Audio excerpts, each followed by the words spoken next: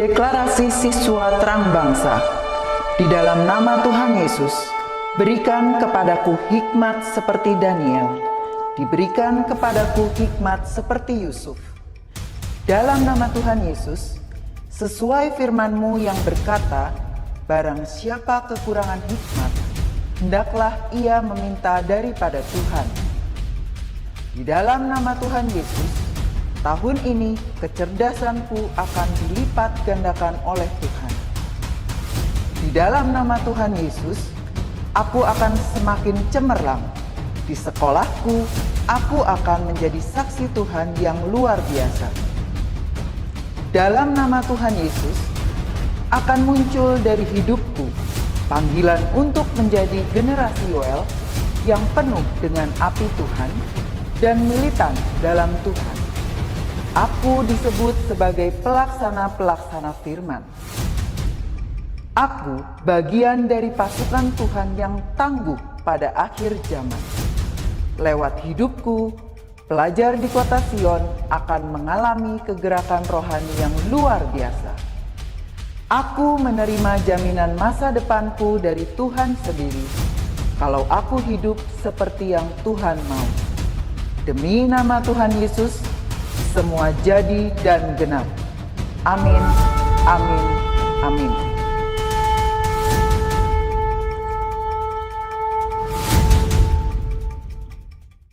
Shalom adik-adik, selamat pagi. Senang sekali Kak Yeni bisa berjumpa dalam devotion pagi hari ini. Kak Yeni mau ajak setiap adik-adik kita sebelum dengar firman Tuhan pagi hari ini, kita mau bawa hati kita untuk menyembah Tuhan lebih lagi. Karena ketika kita menyembah Tuhan, hadirat Tuhan turun dan firman yang ditaburkan bisa kita terima dengan baik.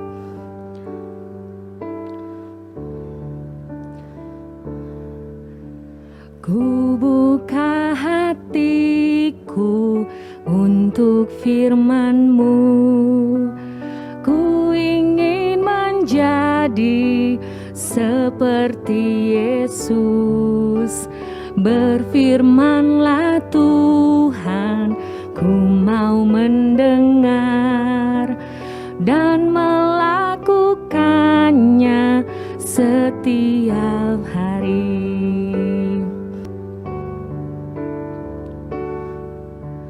Ku buka hatiku untuk firman-Mu.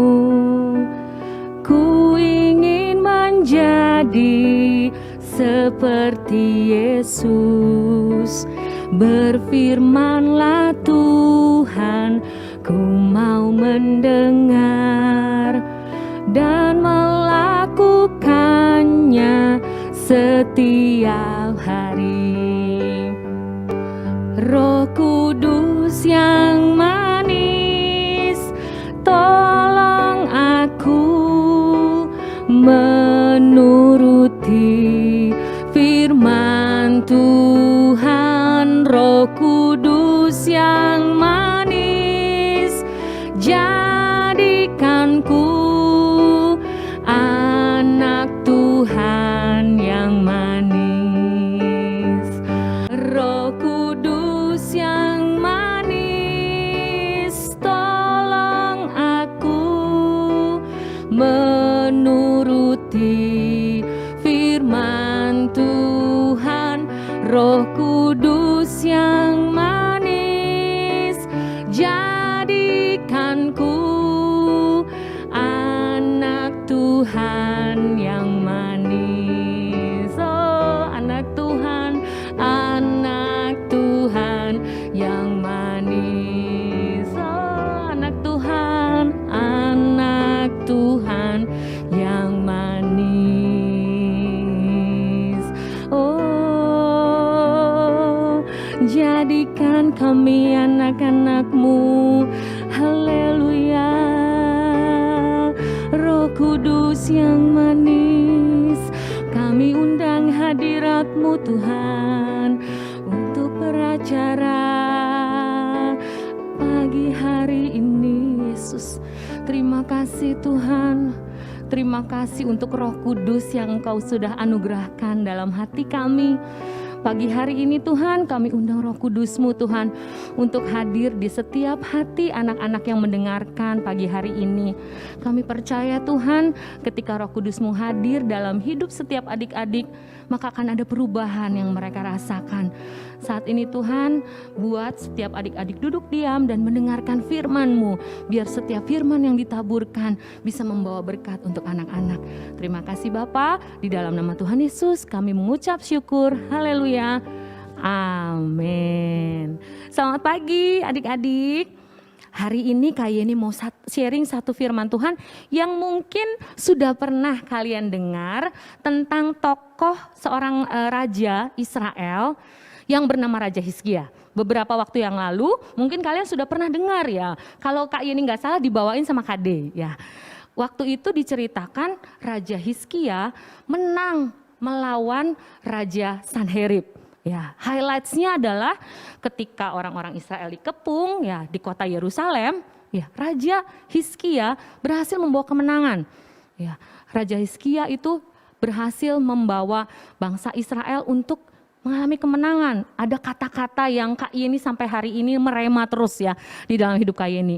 Ya, Raja Hizkia bilang seperti ini, jangan takut, jangan khawatir, posisinya sedang dikepung oleh Raja Sanherib. Tetapi Raja Hizkia berhasil memberikan kepercayaan kepada orang-orang Israel. Dia bilang jangan takut, yang menyertai kita adalah tangan Tuhan.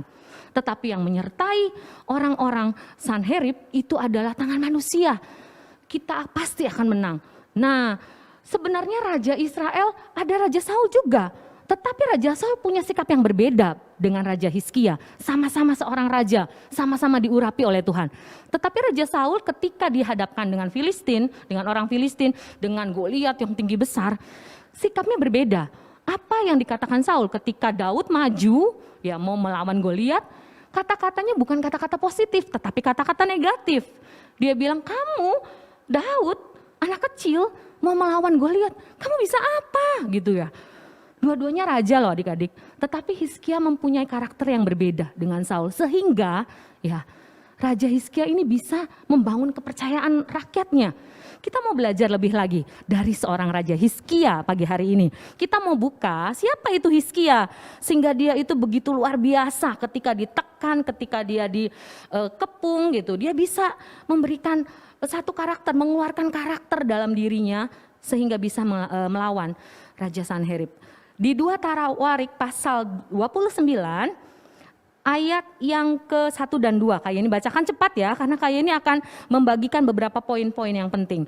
Raja Hizkia judulnya. Hizkia berumur 25 tahun pada waktu ia menjadi raja dan 29 tahun lamanya ia memerintah di Yerusalem. Nama ibunya ialah Abia anak Zakaria. Ia melakukan apa yang benar di mata Tuhan tepat seperti yang dilakukan Daud bapa leluhurnya.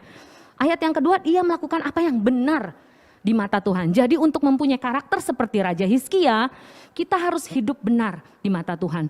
Benar bukan berarti tidak pernah melakukan kesalahan. Dikatakan seperti Bapak Daud, bapak leluhurnya. Daud juga pernah melakukan kesalahan ketika dengan Batsheba. Ya. Dan Hizkia nih melakukan tepat seperti bapak leluhurnya. Dibenarkan itu bukan berarti tidak pernah melakukan kesalahan. Catat baik-baik ya. Seperti contohnya Kak Yeni punya anak nih. Kak Yeni kasih rules. Kamu boleh main gadget Jumat, Sabtu, Minggu. Tetapi dia break the rules. Ya, dia melanggar peraturan.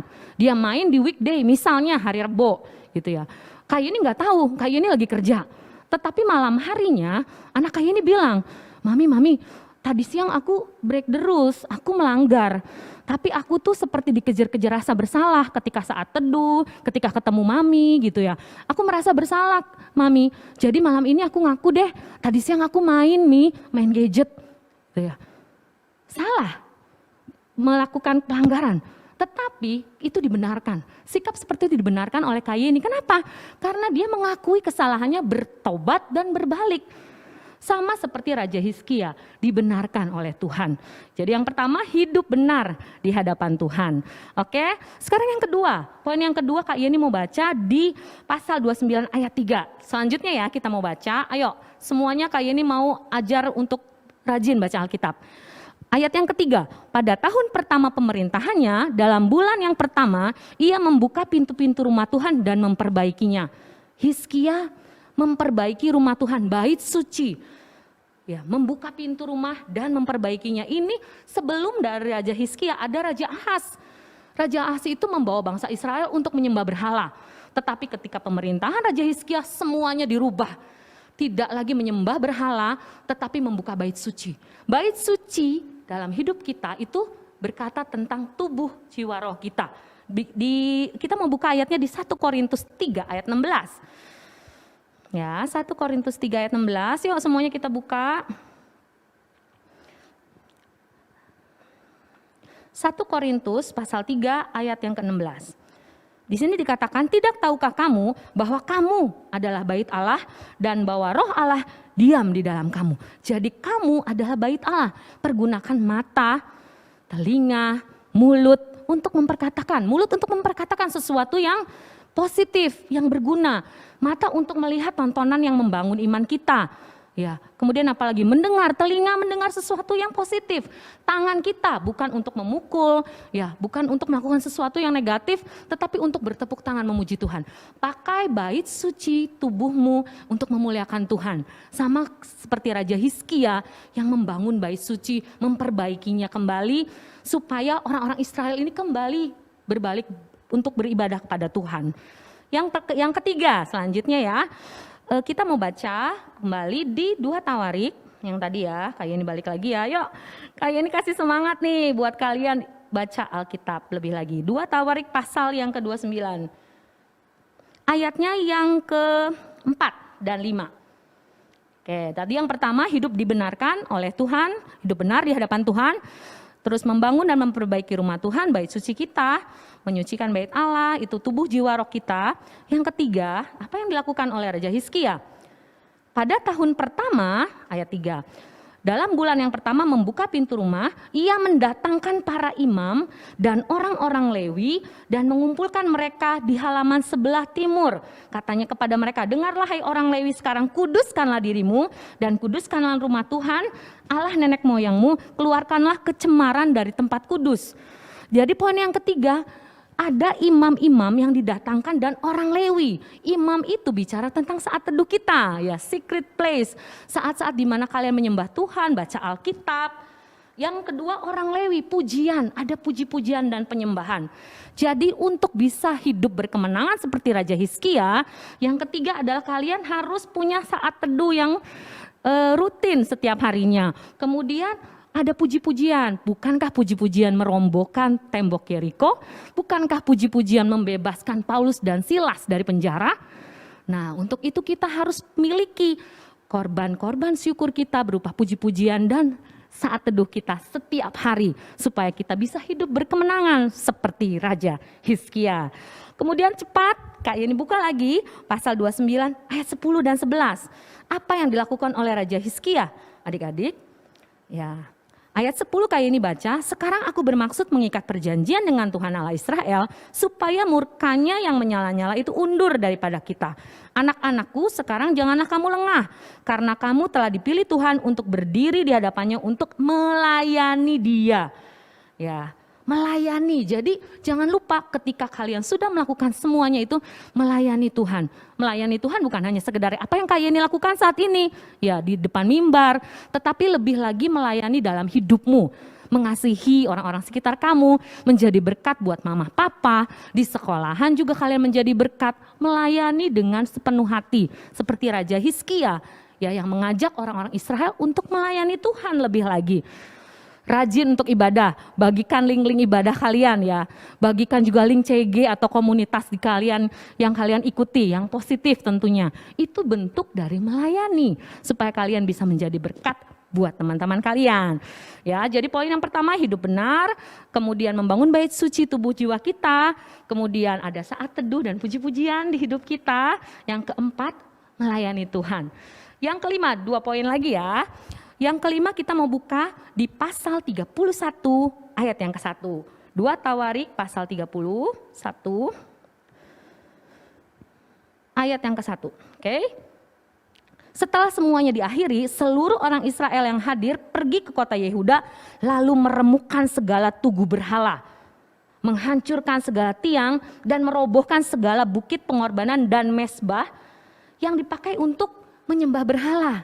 Ya, jadi poin yang berikutnya, menghancurkan segala sesuatu yang menghalangi hubungan kita dengan Tuhan. Dosa, ya. Kita mau tinggalkan semua dosa kita, apapun bentuknya, supaya kita bisa hidup kudus dan kita bisa punya karakter seperti Raja Hizkia, membawa kemenangan dalam hidup kita. Ya, katakan no sama dosa, yes buat firman Tuhan. No sama dosa, yes buat firman Tuhan. Oke, selanjutnya pasal 31 ayat yang ketiga. Ya, yang terakhir, raja memberi sumbangan dari harta miliknya untuk korban bakaran, yakni korban bakaran pada waktu pagi, pada waktu petang, korban pada waktu hari Sabat dan pada bulan-bulan baru. Ya, dan seterusnya. Jadi Raja Hizkia memberikan teladan dengan melayani, dengan mengasihi, dan menjadi saluran berkat buat orang-orang sekitarnya. Jadi kalian ini cuma ajak, yuk kita mau sama-sama jadi saluran berkat. Kita mau memberkati, diberkati untuk memberkati orang lain. Seperti Raja Hizkia. Dan kayak ini tutup dengan pasal 31 ayat yang ke-20. Apa yang dilakukan oleh Raja Hizkia ya. Pasal 31, 2 Tawarik pasal 31 ayat yang ke-20. Demikianlah perbuatan Hizkia di seluruh Yehuda. Ia melakukan apa yang baik, apa yang jujur, dan apa yang benar di hadapan Tuhan Allahnya. Jadi ketika kita mau bersikap seperti Raja Hizkia, ada kemenangan yang Tuhan sediakan atas hidup kita. Kita bisa punya karakter seperti Raja Hizkia yang mampu berkata, yang ada di belakangku adalah tangan Tuhan. Yang menyertai mereka, aku nggak takut.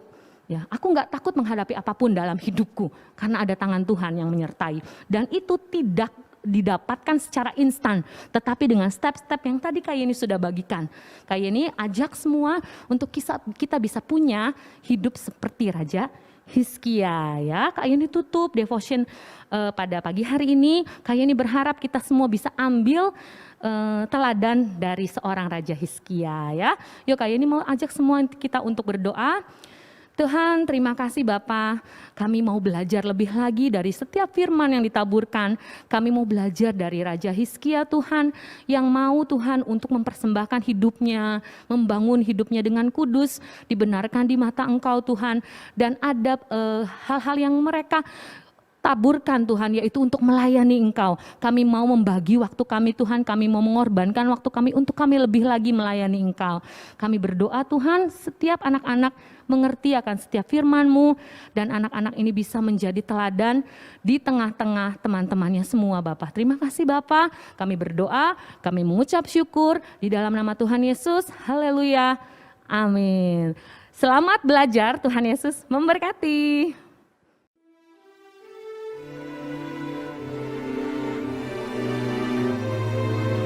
Mazmur 91 ayat 1-16. Dalam lindungan Tuhan.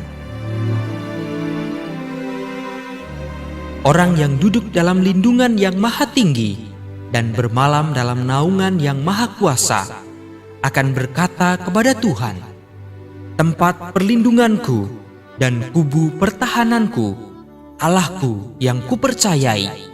Sungguh Dialah yang akan melepaskan aku dari jerat penangkap burung, dari penyakit sampar yang busuk. Dengan kepaknya, ia akan menudungi engkau.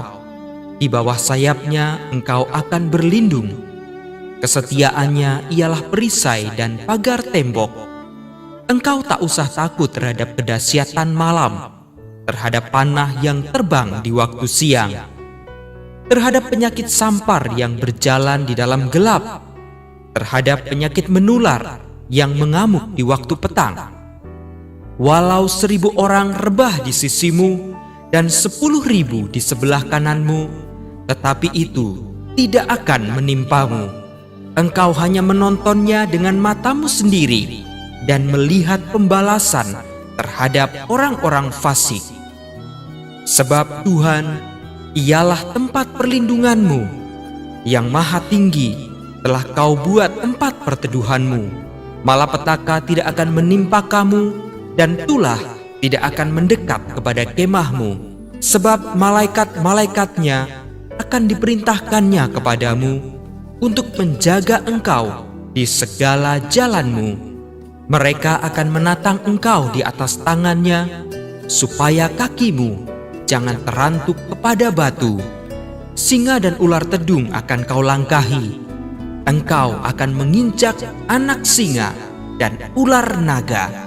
Sungguh, hatinya melekat kepadaku, maka aku akan meluputkannya. Aku akan membentenginya, sebab ia mengenal namaku. Bila ia berseru kepadaku, aku akan menjawab. Aku akan menyertai dia dalam kesesakan. Aku akan meluputkannya dan memuliakannya. Dengan panjang umur akan kukenyangkan dia, dan akan kuperlihatkan kepadanya keselamatan daripadaku. Amin.